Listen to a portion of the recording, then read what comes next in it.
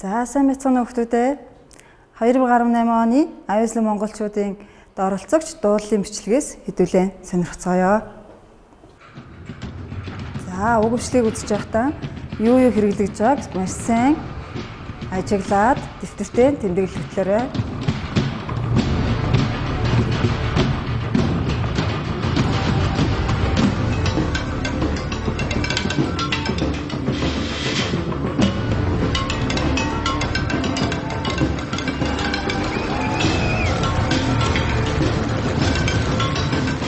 Уг бичлэгт юу хэрэглэж байгааг дэвтэртээ тэмдэглэл хөтөлсөн байх гэж багш нь найдаж байна. За аюулгүй монголчуудын оролцогчийн үзүүлбэртээ юу хэрэгэлсэн бэ? Дэвтэртээ тэмдэглээрэй. За хуванцар торх байсан байна. Дугуйн хаймар байсан байна. Төмөр торх байсан байна. Хуванцар хувин байсан байна. За дараагийнх нь пүрш байсан байна. Хайруулын тав байсан байна. Галын хорын хоосон сав байсан байна.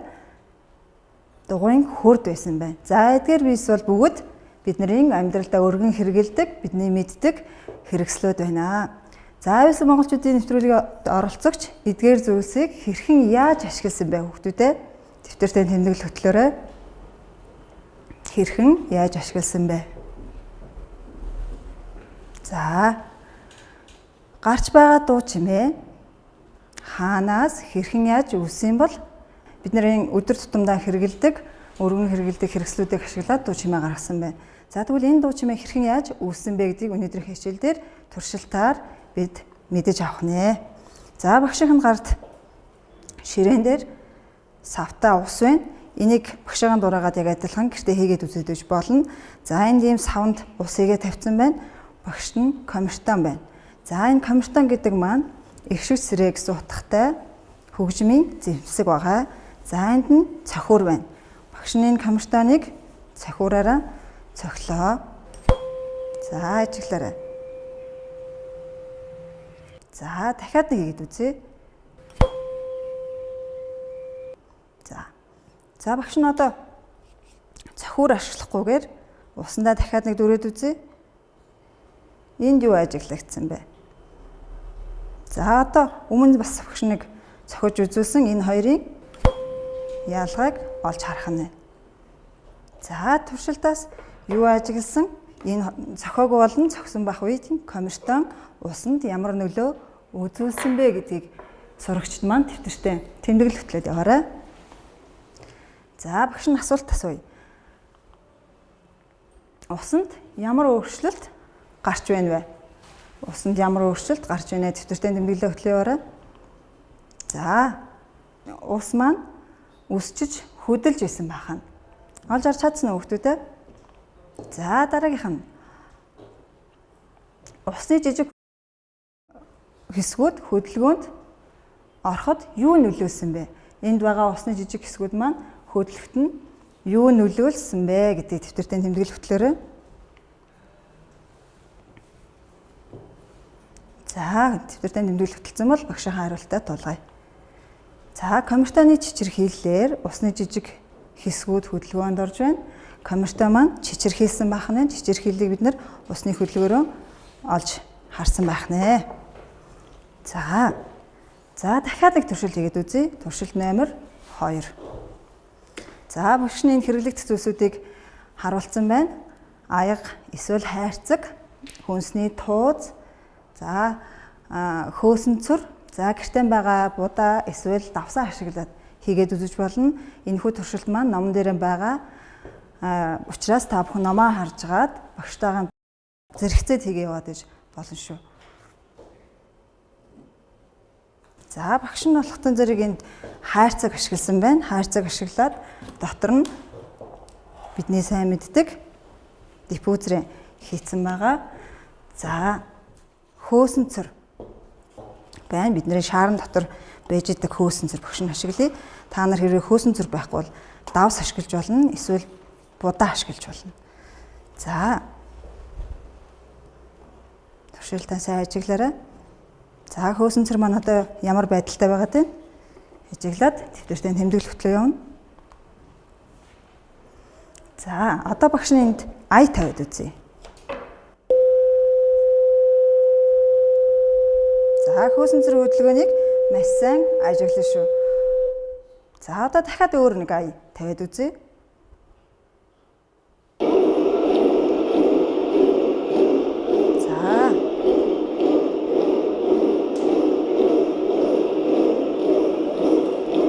За болъё. За саяны туршилтаас хүүхдүүдээ юу олж харсан бэ? Дэвтэртээ тэмдэглэл хөтлөө яваарай. Туршилт 2-оос ажигласан зүйлээ дэвтэртээ бичиж явах нь байна. За хөөсөн цэр анх ямар байсан? Дуу явсны дараа хөөсөн цэр маань ямар хөдөлгөөнд орсон бэ? За дэвтэртээ тэмдэглэл хөтлөөрэй.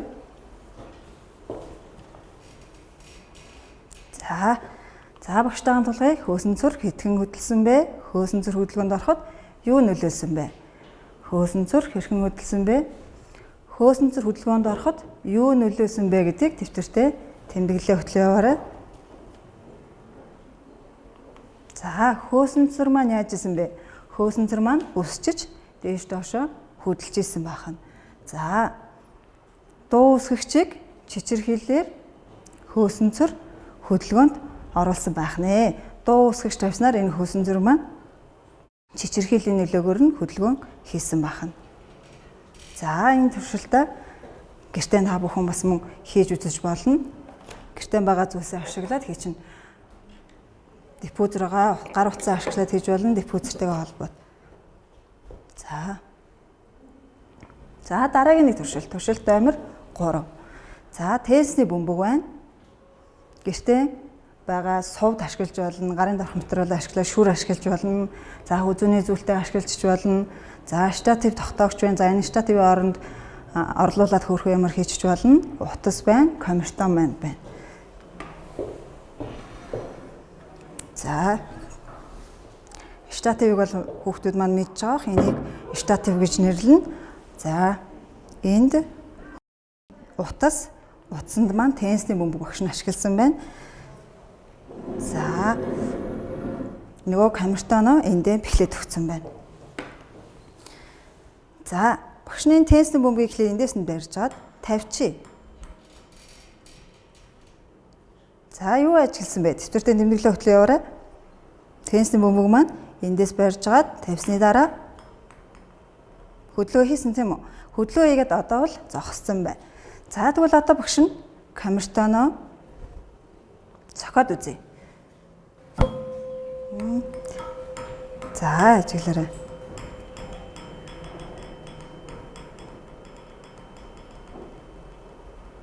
За дахиад нэг хийгээд үзье хүүхдүүдээ.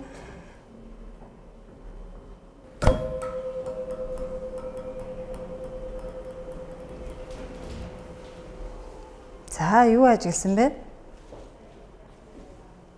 Тенсний бөмбөг камертоныг цогсноор энд ямар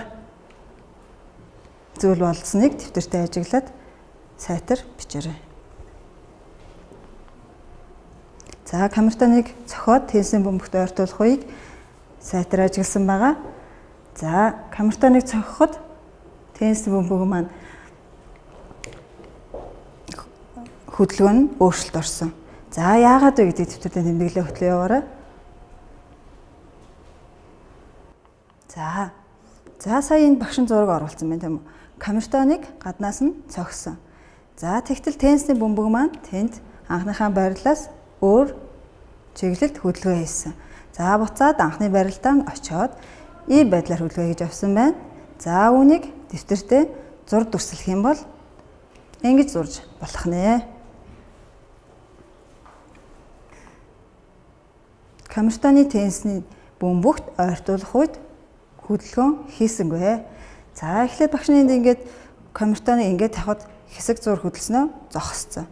За дараа нь камертоныг цогсны дараа тенсний бөмбөг ойртуулах үед камертоны чичирхийлэх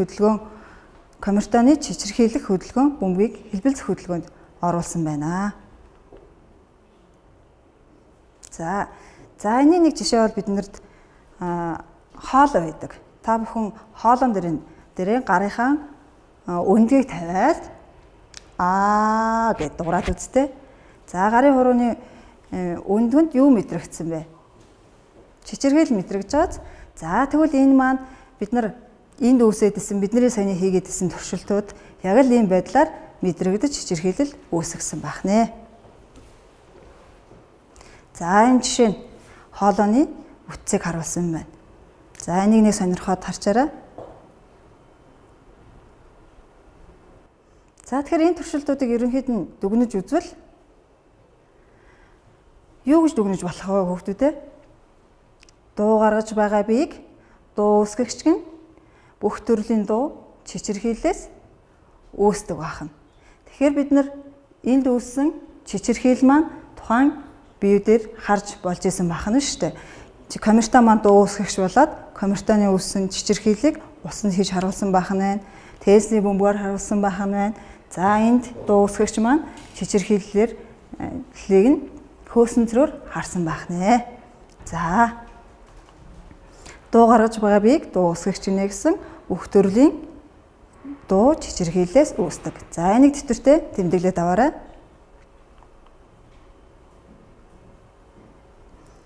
За дууны өөрчлөлтийг харж болох болоо багш нь энэ туршилтан дээр хоёр өөр төрлийн дуу явуулсан шүү дээ. За та хэд ажигласан бол дууны энэ өөрчлөлтийг нь харж болох болоо. За сайтар бодоод дэвтэртээ тэмдэглэл бичих нь байна. За энийг хийхэд тулд хэдүүлээ өөрчлөлтийг нь харж олохын тулд ийм туршилт хийхээ. Нэг удаагийн аяга бэлтгэх нь байна. Лазер, гэрэл бэлтгэх нь байна. Жижиг хавтгай тойл бэлтгэх нь байна. Наадаг, тууз бэлтгэх нь байна. Хөгжим бэлтгэх нь байна. За эдгээр зүйлсийг бэлтгэх нэ. Энэ эдгээр зүйл маань бүгд айл болгонд байж идэг гарын доорх материалыг ашиглаа хийчих болно. За тунгалаг бас хуванцар хэрэглэх нь байна.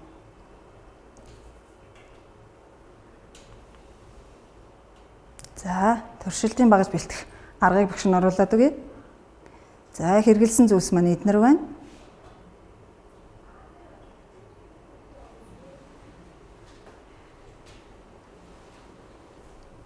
За нэг удаагийн аяга гадуур нь скотчоор ороодсон. За шаараа хаачлаад нэг удаагийнхаа аяганд угуулчин нэг удаагийнхаа аягыг битүүлж таглах нь шүү дээ.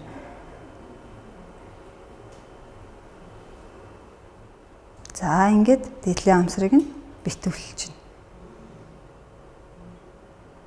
За ийм наалтдаг зүйл бол айл болгонд байгаа. Хэрвээ энэ байхгүй бол скотч ашиглаж ус болно. За ингээд нэг шаараа нэг удаагийнхаа аяган дээр наагаад тогтооч нь бэхлээд өгч.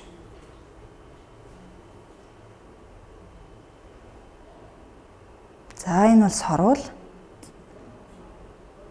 Сорволны оронд өөр ашиглаж болох юм бас байж болно. Өөрөөсөө бодоод тогтооч ус болно. За сорволыг бас мөн скотчоор тогтоогод өгсөн байгаа.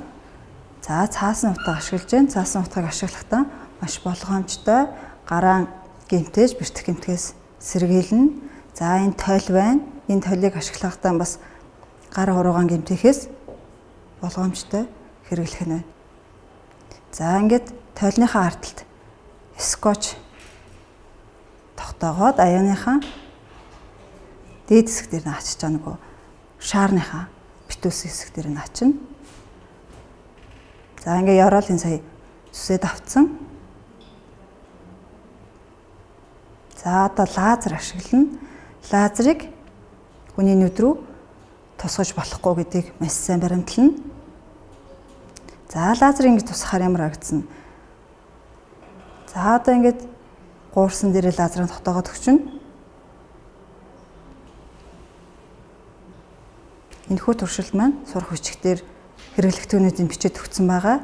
Багш нь энд хийх үйл явцыг нь оруулаад өгчээ. Тэгэхээр та бүхэн яг дураагаад хийгээд явчих болно гэсэн үг. За лазерын тогтоож байгааг сайн хараарай. За тогтооцоо одоо яроолын авсан хэсгээс дуу гаргах нь. За өөрсдөө араас нь дуу гаргачих болно. Эсвэл диффузер ашиглаад ард нь тогтоочж бас болох нэ. За энийг гэрийн даалгаварт хийж ирэх нь шүү хүмүүдээ. Бичлэг дээрх зааврын дагуу туршилтынхаа багжийг хийн. За хийсэн багжаа ашиглахдаа лазераа ойсон гэрлэг нүдэндээ тусгаж болохгүй гэдгийг багш нь дахиж нэг сануулъя. За мөн хутга ашиглаж байгаа, шил ашиглаж байгаа, тойл ашиглаж байгаа учраас бас үүнийг ашиглахдаа гар хөлөөн гэмтээхээс болгоомжлоорой. За дуу гаргаж байх явцад юу ажиглагдаж байсан бэ? За гэр бүлийнхээ бусад гишүүдтэй дуу гаргаж үзээд дүгнэлтээ бичиж ирэх юм шүү. Энэ туршилтыг гэртээ хийгээд тэгээд гэр бүлийнхээ гишүүдтэй хамтарч хийгээд дуу гаргаж үзэх нь. За энэ туршилтыг бүгд хийхийг бодоорой. Багш нь энэ хичээлээ дараагийн хичээл дээр өргөжлөх учраас хүүхэд болгон хийцэн байна. За тэгэхээр энэ туршилтуудыг ерөнхийд нь дүгнэж үзвэл дуу гаргаж байгаа биеийг дуу үсгэгч гэн бүх төрлийн дуу чичирхийллээс үүсдэг байна. Тэгэхээр бид нар энд үүссэн чичирхийл маань тухайн биеүдээр харж болж исэн байна шүү дээ. Камертаа маань дуу үсгэгч болоод камертаны үүссэн чичирхийлийг усанд хийж харуулсан байна. Тесний бөмбөөр харуулсан байна. За энд дуу үсгэгч маань чичирхийллийг нь хөөсөнцрөөр харсан байна. За тэгээд мөн адилхан сурах хүчгээр багшийн өнөөдөр хийсэн туршилтуудтай адилхан туршилтууд байгаа. За эдгээр туршилтуудыг гэртээ хийж туршиж үзээрэй.